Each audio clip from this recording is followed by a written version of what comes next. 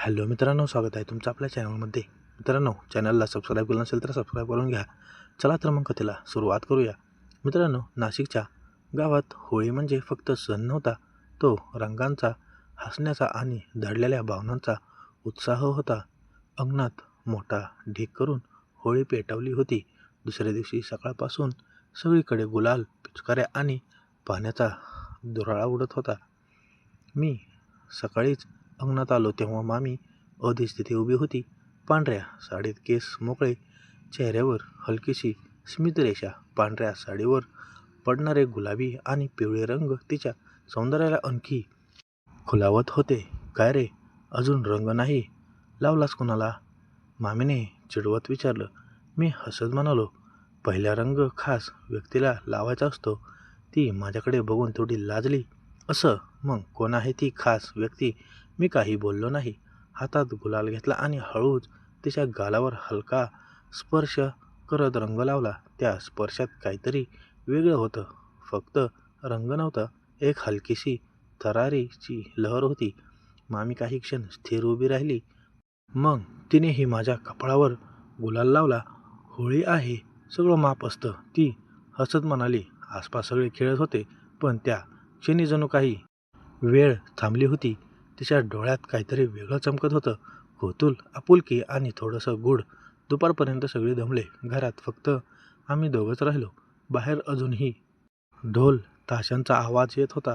मी पाण्याची बादली उचलून अंगणात आलो.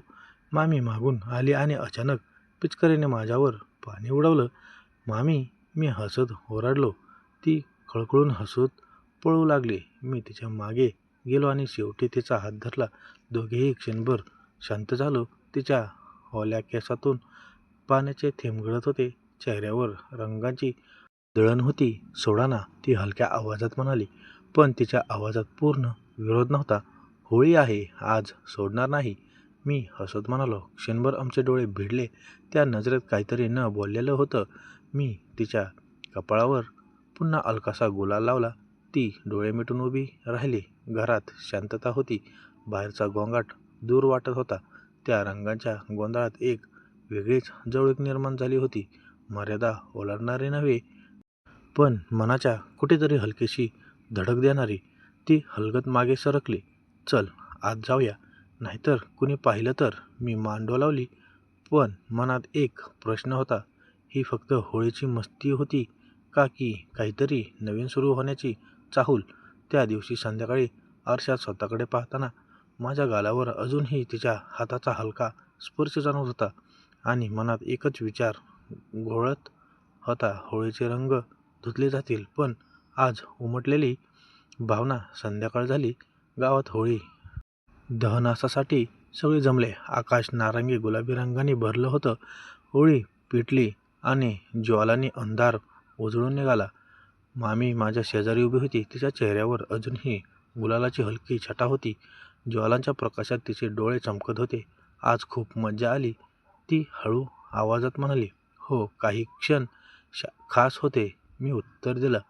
ती माझ्याकडे पाहत थोडं हसली, पण लगेच नजर वळवली.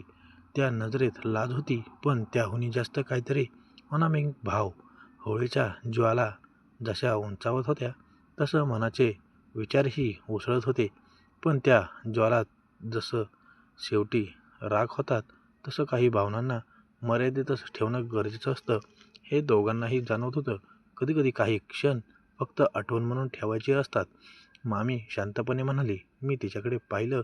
म्हणजे होळीचा रंग दुसऱ्या दिवशी धुतला जातो, पण आठवण राहते. ती आठवण सुंदर असली की पुरेसं असतं. त्या शब्दांनी मनात हलकंसं काहीतरी तुटलं, पण एक शांतता मिळाली. आकर्षण होतं, हो, पण त्याहूनही मोठी गोष्ट म्हणजे नात्यांची मर्यादा आणि सन्मान. होळी दहन संपलं. लोक घरी परतू लागले. आम्ही दोघेही शांतपणे चालत होतो. मध्येच तिचा हात माझ्या हाताला हलकासा स्पर्श करून गेला आणि लगेच दूर झाला. तो स्पर्श क्षणिक होता, पण मनात खोलवर उमटला. घरात परतल्यावर तिने हर्षात स्वतःकडे पाहिलं आणि हसली. "रंग अजून गेला नाही," ती म्हणाली. मीही हसत म्हणालो, "काही रंग लगेच जात नाहीत." ती काही बोलली नाही, फक्त एक दीर्घ श्वास घेतला आणि आपल्या खोलीत निघून गेली. त्या रात्री झोप येत नव्हती. मनात सतत तीच क्षणचित्र, हसू, रंग, स्पर्श, नजर. पण एक गोष्ट स्पष्ट झाली होती. काही भावना मनात जपण्यासाठी असतात, जगासमोर मांडण्याची नाही. होळीला काही दिवस झाले होते. अंगणातील रंग धुतले गेले होते. रस्त्यांवरील गोंगाट शांत झाला होता. पण मनातले रंग अजूनही ताजे होते. मी गच्चीवर बसलो होतो. संध्याकाळचा वारा हलकेच वाहत होता. अचानक मामी वर आली. तिच्या हातात चहाचे 2 कप होते. एकटाच बसलायस? ती हसत म्हणाली. हो, थोडं शांत वाटतं इथे. मी कंप घेत म्हणालो. काही क्षण दोघेही शांत बसलो. खाली रस्त्यावर मुलं खेळत होती. साधं नेहमीच आयुष्य चालू होतं. त्या दिवशी होळी मी सुरुवात केली. मी लगेच म्हणालो, हो, आठवते. मी थोडा थांबलो. मला वाटतं आपण थोडे जास्त जवळ आलो होतो. ती शांतपणे मान हलवली. हो, पण ते चुकीचं नव्हतं. कारण आपण मर्यादा ओलांडल्या नाहीत. तिच्या आवाजात परिपक्व होती. कधीकधी मनात भावना येतात, त्या येणं चुकीचं नाही. पण त्यांना कसं सांभाळायचं हे महत्त्वाचं. मी तिच्याकडे पाहिलं. त्या क्षणी ती फक्त मामी नव्हती. ती एक समजूतदार स्त्री होती, जी भावना ओळखून त्यांना योग्य जागी ठेवू शकत होती. आपल्या नात्यांचं सौंदर्य टिकून राहायला हवं. ती पुढे म्हणाली, होळीचा रंग सुंदर असतो, पण तो कायमचा लावला तर त्रास देतो. मी हलकंसं म्हणालो, म्हणजे ती फक्त एक सुंदर आठवण? ती हसली. हो, आणि काही आठवणी मनात ठेवायच्या असतात, पुढे न नेण्यासाठी. त्या संध्याकाळी आम्ही बराच वेळ बोलत राहिलो.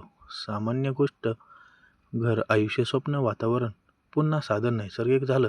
त्या दिवसानंतर आमच्यात एक वेगळीच समजूत निर्माण झाली. नजर भिडली तरी त्यात अस्वस्थता नव्हती.